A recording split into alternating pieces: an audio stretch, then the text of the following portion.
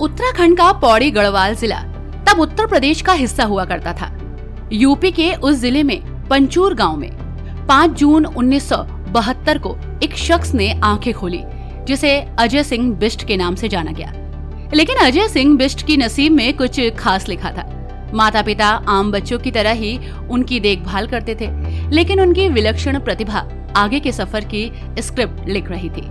1972 से लेकर 1992 तक वो पहाड़ों के हिस्से में रहे, लेकिन उसी बीच एक भाषण प्रतियोगिता में गोरखनाथ पीठ के महंत अवैधनाथ की नजर अजय सिंह बिष्ट पर पड़ी और वो पूछ बैठे, क्या तुम गोरखपुर चलोगे? ये बात बातों तक सीमित नहीं रही।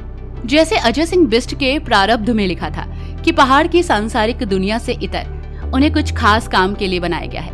आज सीएम योगी आदित्यनाथ का 51वां जन्मदिन है। देश भर से उन्हें बधाइयां और शुभकामनाएं संदेश मिल रहे हैं।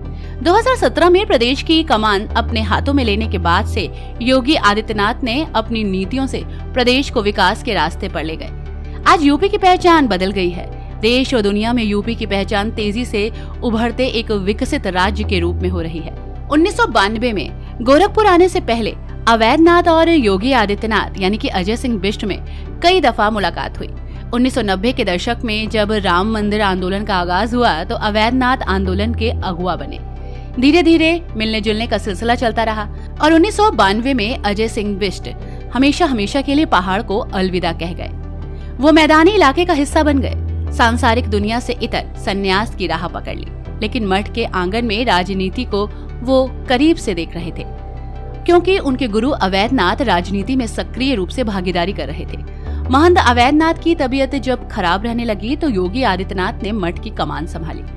महंत अवैधनाथ ने जब सक्रिय राजनीति को अलविदा कहा तो उस जगह के स्वाभाविक तौर पर आदित्यनाथ दावेदार बने और गोरखपुर से संसदीय जिम्मेदारी संभालने लगे।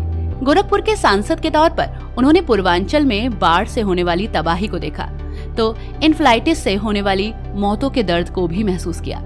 इसका उदाहरण भारत की संसद बनी। योगी आदित्यनाथ की सियासी पारी में कुछ नया और बड़ा होने वाला था।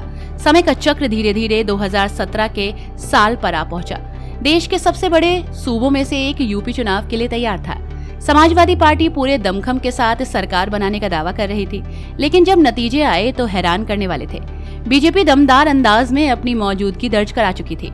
सस्पेंस था कि यूपी की कमान कौन संभालेगा। अलग अलग दावेदारों के बीच एक नाम सामने आया। वो नाम था योगी आदित्यनाथ का। योगी आदित्यनाथ यूपी के सीएम की कुर्सी पर आसीन हो चुके थे। सियासत के इस सफर में योगी आदित्यनाथ का आखिरी पड़ाव कहाँ होगा वो भविष्य के गर्भ में है। लेकिन 1972 से 1992 से लेकर आज तक के सफर को देखें तो एक बात साफ नजर आती है। सांसारिक दुनिया से सन्यासी की दुनिया और अब सियासत की इस दुनिया में उन्होंने साबित कर दिया कि उनके शब्दकोश में रुकना शब्द नहीं लिखा है।